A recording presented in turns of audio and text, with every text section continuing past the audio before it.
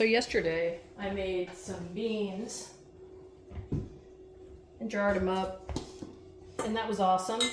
And I still had some beans, so I thought, what should I do with these extra beans? So I decided to make bean soup. So this is kind of a fun way to do it. I'm just layering in the ingredients. So I'm going to have 16 quarts of soup. So I'm putting in 2/3 of a cup of mixed vegetables and mirepoix, and then a 1/4 cup of smoked ham, and then a cup of beans each. So the rules on making soups is that you shouldn't really fill more than half the jar with solids. So 2 cups, right?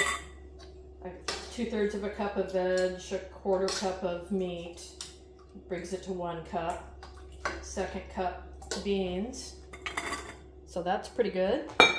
Top it off with some homemade stock. I just made stock just for this purpose. Fill her up. 1-inch headspace. I'll link the recipe or the area from the National Centers for Home Food Preservation. Their soup guidelines have really loosened up. They give some recipes, but you can kind of do your own thing right now as long as you just do some certain rules, like don't fill more than half with solids. And there's some additional cooking times for things with seafood in them. I think I'm kind of going out into a little gray area here using smoked meat. But it says meat, and I'm happy with that. I'll get the lumber I need to finish up the throwing strips and stuff. Okay. For the shop. All right.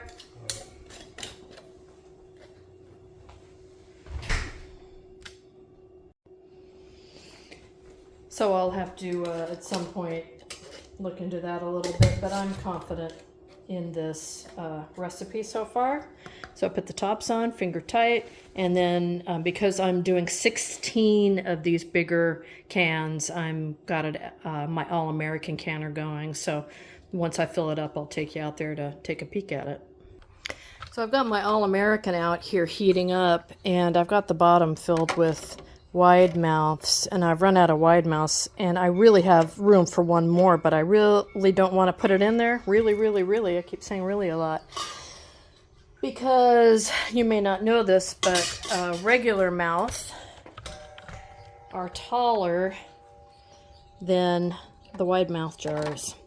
So because I need to put a rack in here to lift it up, well, you just believe me on that one, it would make the center or wherever this taller jar ended up off kilter. It would make everything cattywampus.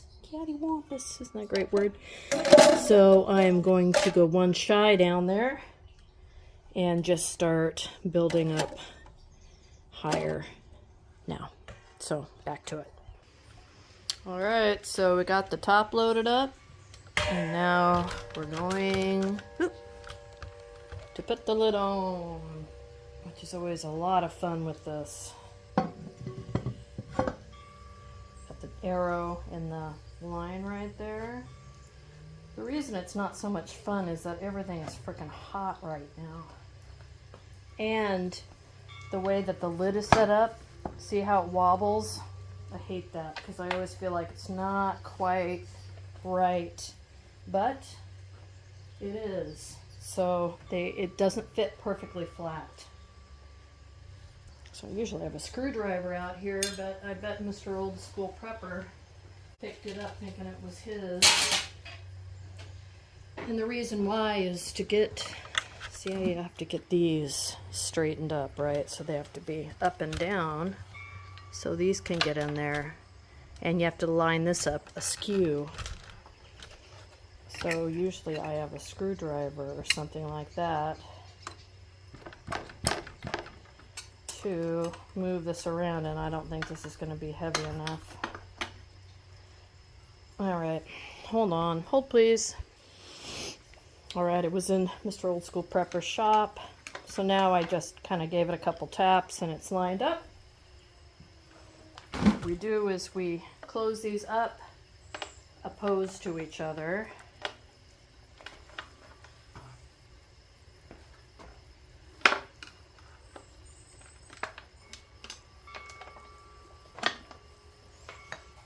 Open up.